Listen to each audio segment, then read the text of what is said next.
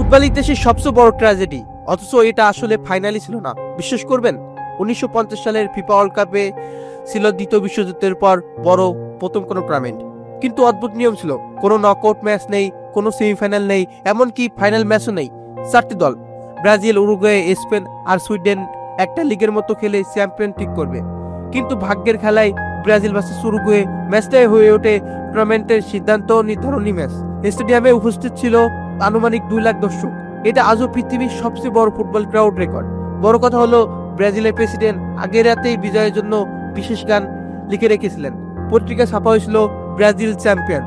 দর্শকদের জন্য 5 লাখ পতাকা ছাপানো হয়েছিল উদযাপনের জন্য। উরুগুয়েকে ড্র করলেই ব্রাজিল চ্যাম্পিয়ন।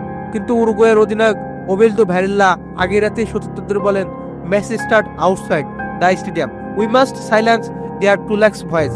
ম্যাচের 79 মিনিটে উরুগুয়ের ফরওয়ার্ড আলসেস গিগলিয়া গোল করেন। এক মুহূর্তে বিশ্বের সবচেয়ে শব্দমুখর স্টেডিয়াম হয়ে যায় সম্পূর্ণ নীরব। গিগলিয়া পরে বলেন, শুধু 3 জন পৃথিবীকে নীরব করতে পেরেছে, পোপ, ফ্র্যাঙ্ক সিনাত্রা আর আমি। ব্রাজিলের হাজারো আনন্দশ্রু মুহূর্তে বদলে যায় শোকে।